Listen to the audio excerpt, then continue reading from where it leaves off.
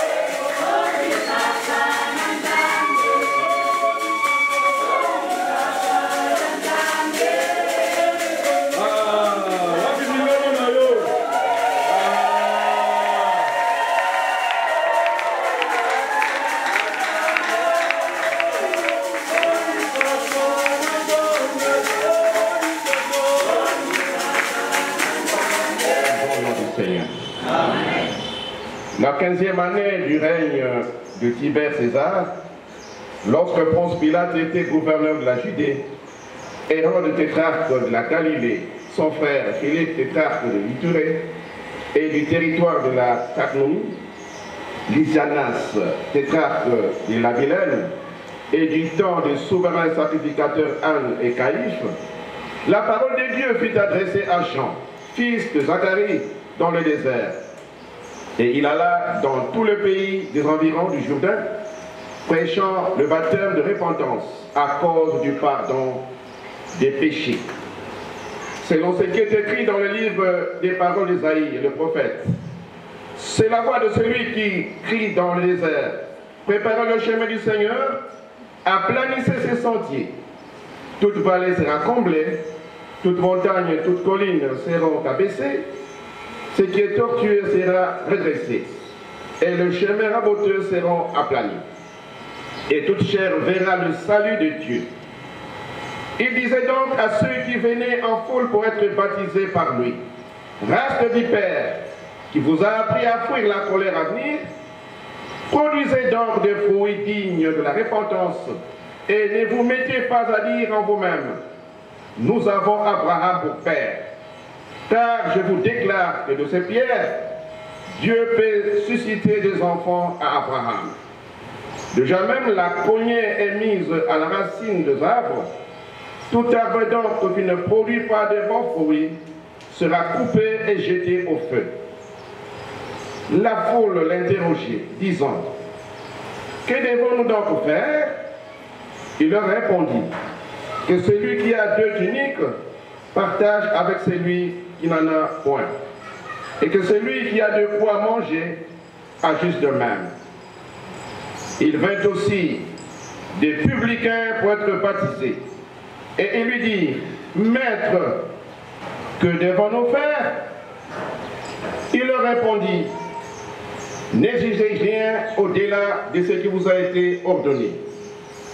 Des soldats aussi lui demandèrent, et nous, que devons-nous faire? Il leur répondit, ne commettez ni extorsion ni fraude envers personne, et contentez-vous de votre solde. Comme le peuple était dans l'attente, et que tous se demandaient à eux-mêmes si Jean n'était pas le Christ, et il leur dit à tous, moi, je vous baptise d'eau, mais il vient celui qui est puissant que moi.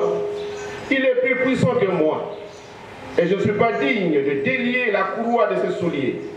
Lui, il vous baptisera du Saint-Esprit et de feu. Il a son vent à la main, il nettoiera son air, et il amassera le blé dans son grenier, mais il brûlera la paille dans un feu qui ne s'éteint point. Parole du Seigneur.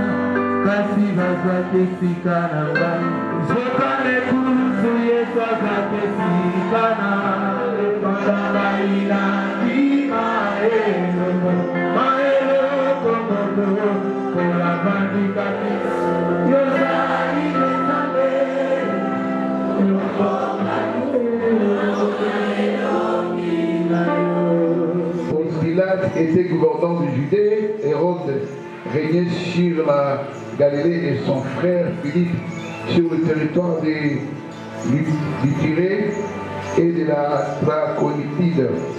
Les Samnies régnaient sur la Vilaine. Anne et Caïphe étaient grands prêtres. La parole de Dieu se fit alors entendre à Jean, fils de Zacharie, dans le désert. Jean s'est mis à parcourir toute la région voisine de la rivière, le Jourdain. Il lança cet appel: changez les comportements, faites-vous baptiser et Dieu pardonnera vos péchés. Amen. Acclamons la parole du Seigneur.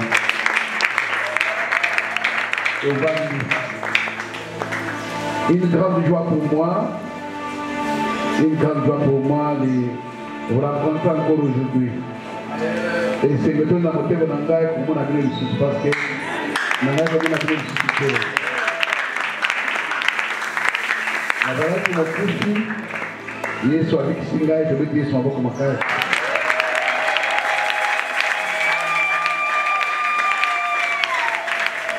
Il n'y a pas d'interprète pour moi. Interprète. Chers frères, dès que nous avons eu Sabino Wana, nous avons eu mon koufi. Il est sur la vie de Mabo de Nabino à Zalokoum. C'était le 20, à peu près, disons, le 15. Le 15 décembre, à ça qui malaise, on a quitté l'hôpital.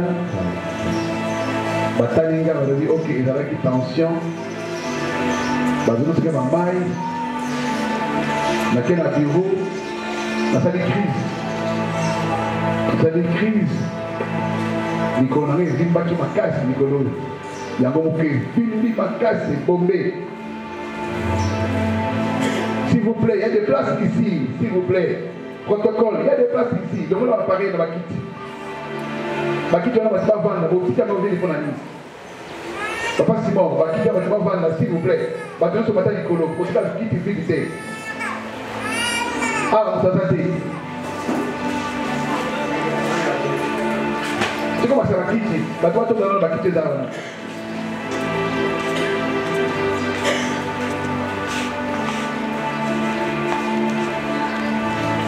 Sois ici quand on va dans ici quand vous êtes là.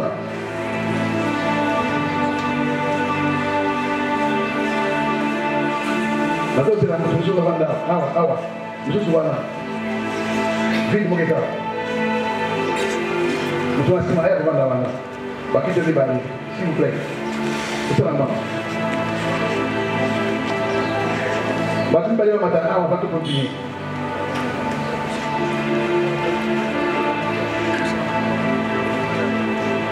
Monsieur Souana. Les convoyeurs de Vanda.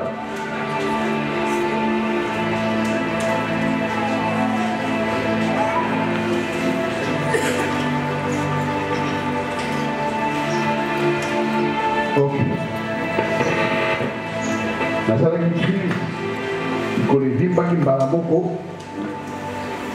La zone qui est dans l'hôpital, il y a qui m'a ressuscité. Le 22, il va attaquer l'hôpital. Parce que l'examen ignorance, pas mon le côté sida, ils ignorent ce athées. J'étais bien. balobi fela na mbasu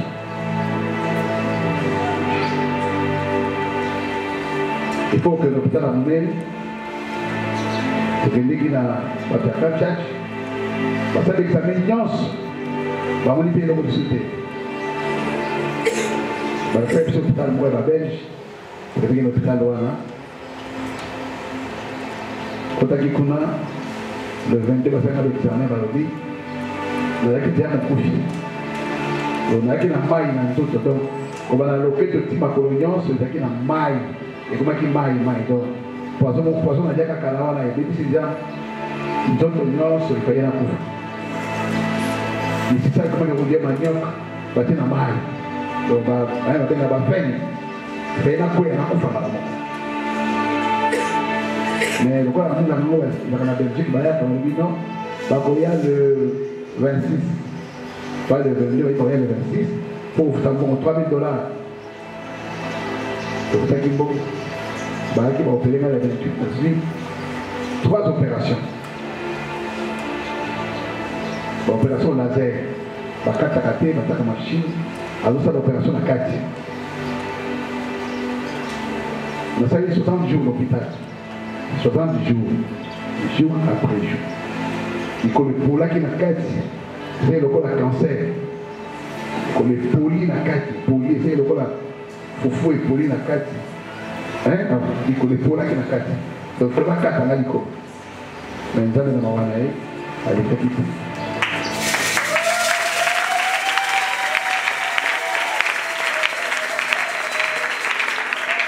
ayesaki nzambe na rapele bapromese olobaki oyelinga na kombo na ngai olobaki naza mwana na yo olobaki na osala mosala na yo na osala nango ndambo likolo ebuka na nzambe e namonaki na butu nalali bavers 22 heures moto akoti na chambre asembi nga na likolo nalamoki natuni garde malade na ngai abi te moto akoti awa te j'ai compris que c'était le Seigneur.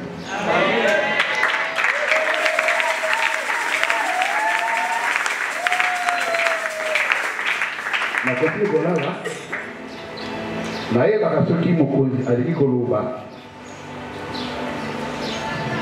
yokaka ye na nzembo lokola eli aza koyoka nzembo nga nakoka nzembo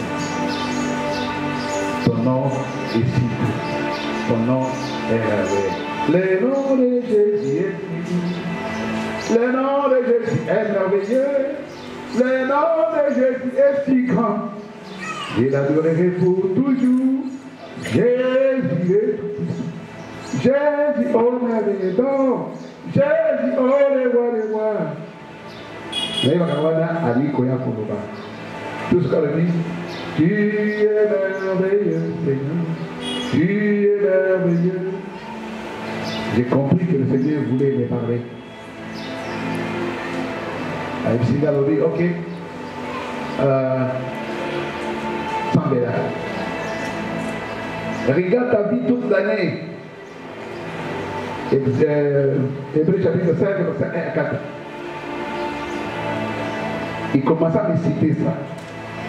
Nganaza le nyonso baponaka ye mpona lingomba mpona libota moko songolo. Soki baponie azalaka mpona asambela mpona masumu ya bato mpe asambela mpe mpona offrande na bango.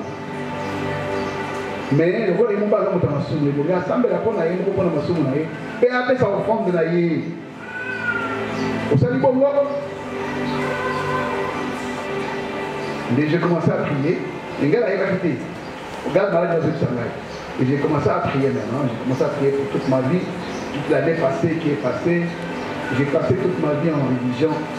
Et j'ai demandé pardon à tout ce que j'ai fait, que j'ai reconnu comme mal. Et puis j'ai dit au Seigneur, me voici devant toi. Et il me demande, où est l'offrande que tu as donnée? Où est l'offrande que tu m'as donnée? Tu dois offrir l'offrande. Je lui ai dit, ok, je donnerai à manger à tous les malades à l'hôpital. Toutes les personnes qui sont trouvées à l'hôpital, oh, tu vas être malade à l'hôpital, on a repris ça dans le mot, il doit pas dire, on a offrande. Et ça, mon tombeau est tranquille. J'ai signé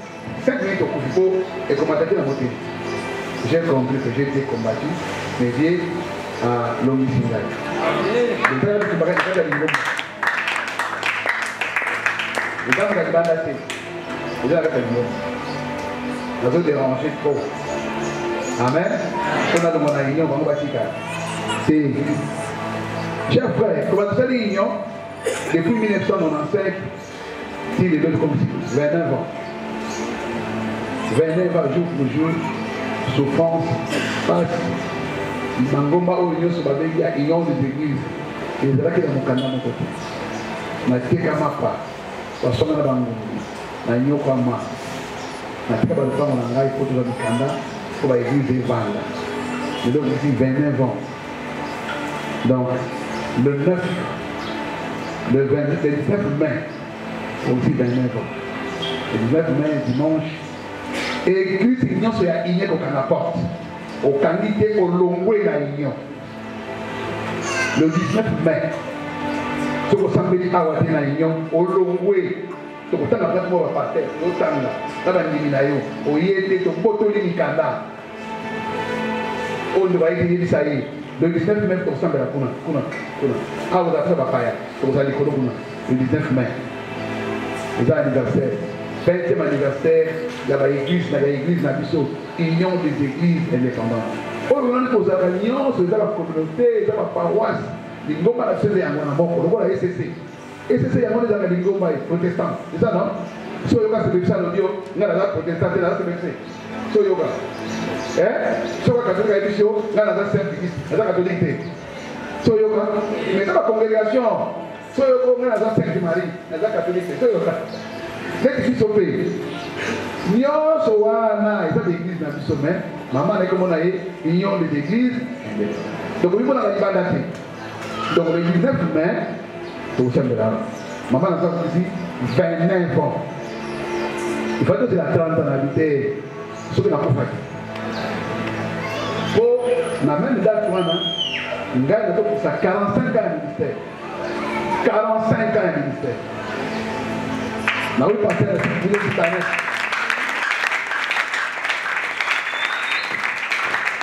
Na venu pasteur na 1979. Oh on va donner ce qu'on va faire. Comme vous le faites, dans 1979, on a commis pasteur. On a formulé parole à l'imposto. C'est le C, c'est le bas. C'est le C, c'est le bas. On a commis pasteur en 1979. Il est là, ça fait 45 ans. Épiscopal en Naïba, on a commis évêque. On a commis 26 ans. On a vu médaille. Médaille. Vous voyez ma médaille. Médaille à argent. 26 ans. Bon. 25 ans, argent. 26 ans, c'est bon. On a deux semaines à mon côté. Donc, vous connaissez la médaille de bronze, et là, argent, qui va aller. La relate à moi, on va la côté, pour ça, la côté. Amen. Là, vous avez un cadeau pour le wana. Mon ennemi, nyonso, a un cadeau. Parce que c'est depuis mon ennemi. Oh, vous avez trouvé moi dans Zinga, a un cadeau. Vous voyez, amen. Donc, les 19 mai, au Kanye église, papa et Bakake, na bomuka na kumi, na gouverneur, au long na Guinée. Alors, quand on a 5, vous voyez 5 autres, tout le monde a tout ça.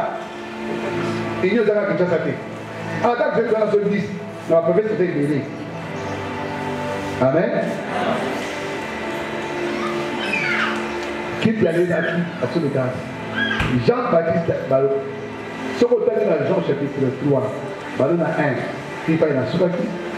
Bazali ko historiser.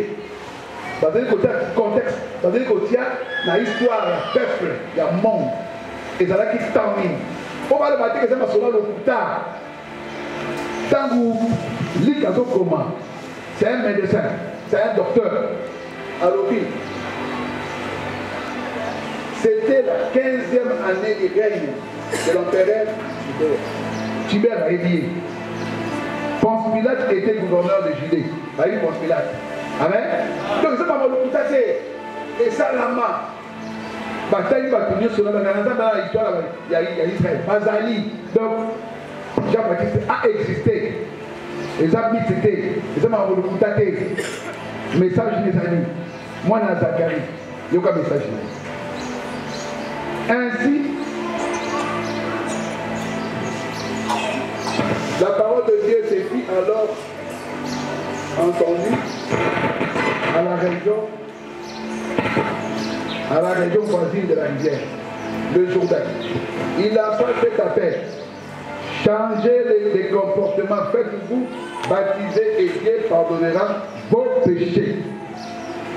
Ainsi arriva ce que le prophète Ésaïe avait écrit dans son livre. Un homme crie dans le désert, préparez le chemin du Seigneur, faites-lui le sentier bien droit. Aplanissez les chemins du Seigneur. Aplanissez les chemins. Jean-Baptiste écriait. Bobongisa bandela ya kolo. Kata matiti nyonso. Longola nzela ekoma polele pos mokonzi aleka.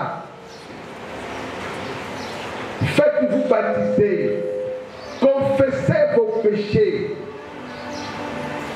Nzela nzambe eza wapi po aleka. Ezalaka wapi. Po nzambe aleka ezalaka wapi. Na motema ya moto. Jean-Baptiste est en train de préparer les hommes, les femmes et les enfants, de préparer pour recevoir le Seigneur. Moment où il y a février, dans les nombres des moments il y a carême, moment il y a souffrance, il y a qu'on préparer, le Seigneur se prépare pour aller mourir à Jérusalem. Puis ça va prendre le temps, on va soit la nyonso, donc vous savez pas quoi la nyonso, je dis qu'à Pâques, je dis qu'à Pentecôte, non. Il y a une histoire de l'église.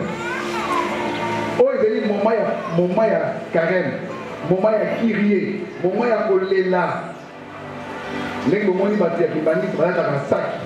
Il y a un sac. Il y a un sac. Il y a un sac. Il y a un sac. tolata kapiti tolati violet ndenge koloba tozali na mawa ya bomoi na biso mokristo nyonso na feli ye na sa ya kareme oyo ozali moto oyo ozali kokanisa vi na ye mobimba korevoir kosala étude personnelle année passée otambolaki ndenge nini soki matiti ebotaki okata matiti na bomoi na yo matiti engoloba osalaki bambeba nini na bomoi na yo ezosalaki yo na yesu kotambola malamu te nzambe alekaka na motema na biso biso tolingi likolo bateya biso mbongo voyage fete libala wana nde bateya kitoko baparse bakoteya bato andimi non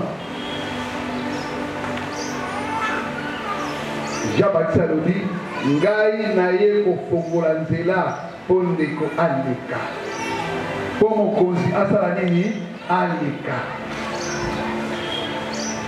soki nzela naeza na matiti roga mokonzi mobeba roga mokonzi ezalaka pembe soki aleki wana ekozala sali te soki matiti eza na mai ekomisa roga mokonzi mai omitala malamu tozokende na paka obibongisi cherche à rencontrer le Seigneur yo ozolinga okutana na mokonzi prépare-toi à le rencontrer yo ozolinga okutana na mokonzi mibongisa mpona kokutana na nini namotika kofinga te mofili ya somo eza nini moyili ya bato eza te okabaka te Jean Baptiste alobi oza na deti pesa moninga moko yo tikala na moko okabaka te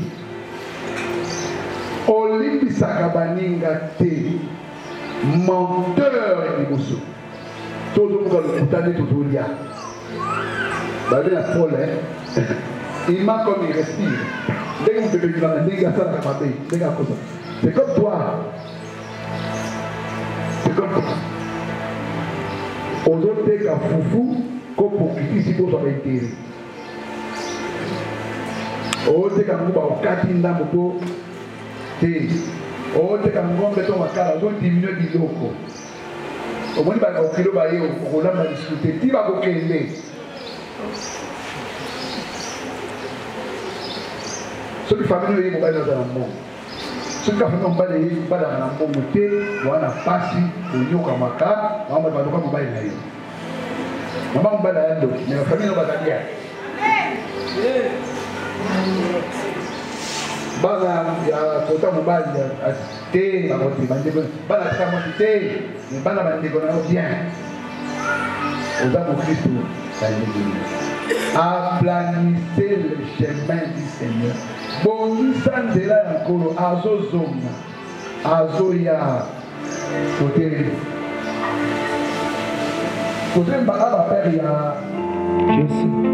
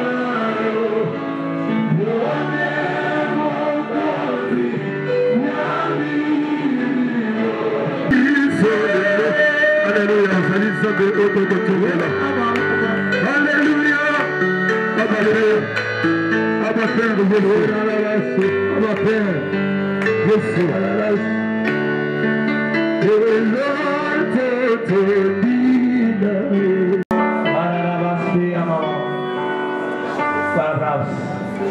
Jésus. Seigneur, je laisse tes enfants entre tes mains, ceux qui ont confessé leurs péchés. Père, pardonne, car tu as dit, à quiconque nous pardonnerons le péché, les péchés seront pardonnés.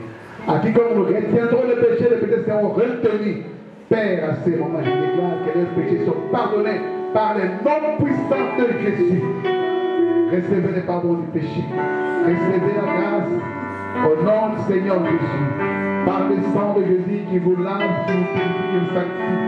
Commencez une vie nouvelle par le nom puissant de Jésus. Amen. Acclamons le Seigneur.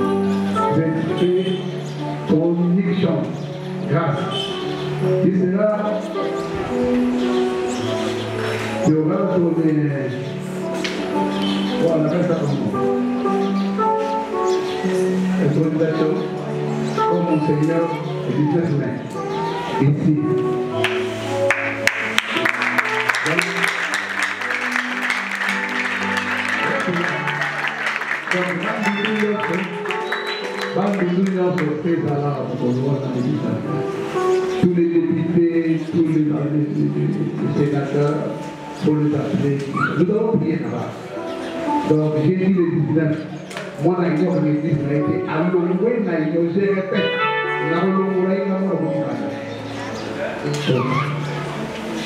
Bolivie a ordonné mon Seigneur. Merci. Hop, des médias copiés. Les bras d'ailleurs sont en cœur. Oh, vous avez dit, vous avez chance, vous avez. Ah, merci. Dimanche prochain, qui déjà, il a été dit qu'on s'en va le dimanche prochain. Mais dimanche prochain, il y a été mobilisé Chang. Il pensait que nous disons, on a gagné sur ma fille. Nous allons plus tard, le 30 mars. Ça va la prochaine fête Pâques Hour. Et ça, samedi le 30 mars. On va continuer sur son fête l'après-midi à Gênes. Samedi, et pas le 30, mais samedi le 30. Tous les Gênes. Samedi le 30, tous les Gênes pour la Hour. Pour y avoir Gênes, beaucoup d'activités. Comme on a eu, Rome et moi. Adama a dit le 30 pour Yamaï. Amen. Colocation. Rome. Avec les disciplines, sur la campagne, la monnaie qui passe à l'année, pas bien. Vous savez que vous savez à pas bien le plus. Ok. Donc, c'est le mal. La pasteur vous monter à la vie, le pasteur vous monter à la vie. Pasteur, à part ça, continuez à prier pour nous. Ma Seigneur, tout ça, la culte, l'action de grâce, pour la négociation. Fachi avait des mandats, nous avons dit pour nous, nous avons dit que pour que nous avons des mandats, et Salami, nous avons dit que nous avons conseillé, nous avons dit que nous avons organisé un culte d'action de grâce. Nous avons stade, nous avons dit que et au Salama, nous avons dit que nous avons dit que nous avons dit que nous avons stade. Vous pouvez dire? Ok. Nous allons commencer rapidement. Si vous êtes dans l'église, nous allons dans la veuve, comme ça, comment passer d'achat. Si vous êtes dans la veuve dans l'église, nous allons comme ça, comment passer d'achat. Bandicapé, papa Téléma. Bandicapé, comme ça, comment passer mon Seigneur. Si vous êtes handicapé dans l'église, comme ça, comment passer mon Seigneur, chandelier.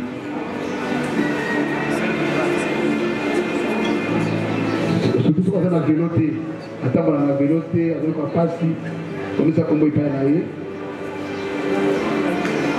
Maman va s'arrêter là, on va aller là. Maman va s'arrêter là, on va aller là. Bazate, ok. Maman va s'arrêter là, on va aller là. Ok, bazate. Et ça m'a fait pour aller au la yomo, donc au groupe ça m'a bana, au la yomo. Et aussi la fondation Chai Bandini. Comme si Combo na yo, to tuza Combo no kuna. Muta muta sa musnai, muta. Merci. Ça c'est pas maman.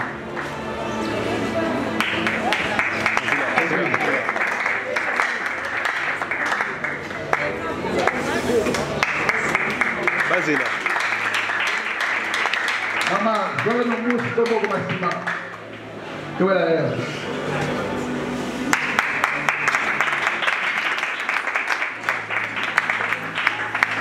Ok. Beaucoup d'affaires à vous taper, vidéo comme les amis, fondation.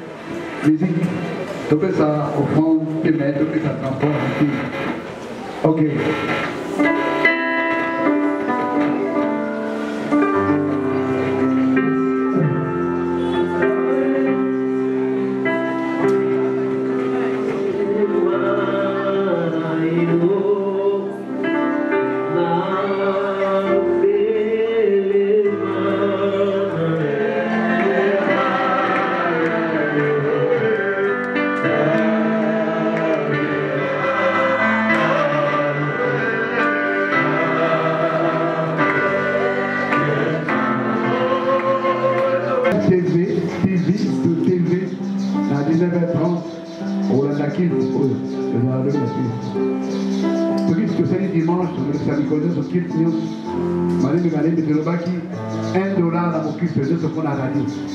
Parce que comme la radio, c'est très difficile.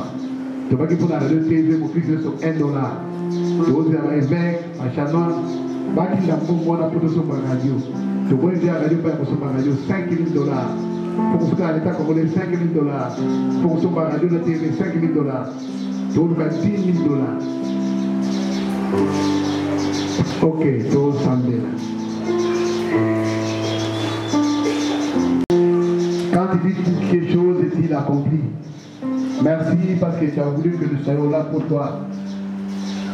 Bénis l'offrande que nous avons donnée pour toi et bénis chacun de nous qui est venu au culte qui va rentrer ce matin chez lui. Que ta grâce, que ton amour puisse nous accompagner. Que la grâce de Jésus et l'amour du Père et la communauté de l'Esprit vous accompagne aujourd'hui. À jamais. Aussi Dieu que le siècle. Amen. Allez en paix, Seigneur le Seigneur. Tukalawana. Musique. C'est comme si tu vis mon mouvement. Vous pouvez voir la groupe de prière qui est tellement. Ça nous va faire dans le mouvement. Ça va faire continuer.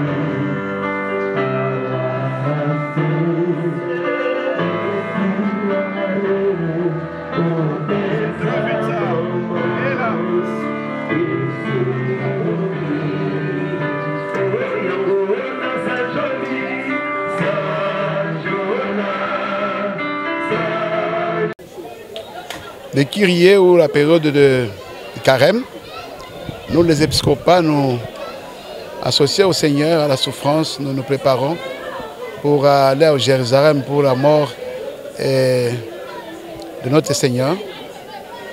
J'ai préféré apparaître pendant cette année, à ces jours. Comme vous le savez, j'étais malade, je suis toujours malade. Je suis l'ambulatoire, mais j'ai préféré que, au nom du Seigneur, je puisse apparaître aujourd'hui devant les enfants de Dieu, qu'ils sachent que je suis encore vivant.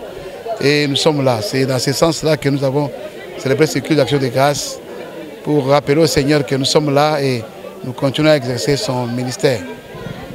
Et surtout, c'est dans le cadre de préparer notre 45e anniversaire de notre ministère. 29 ans d'existence de l'IEC le 19 mai, que nous fêterons. 45 ans d'âge du ministère et 26 ans d'épiscopat. 45 ans de pastoral et 29 ans d'épiscopat, ce n'est pas donné à tout le monde.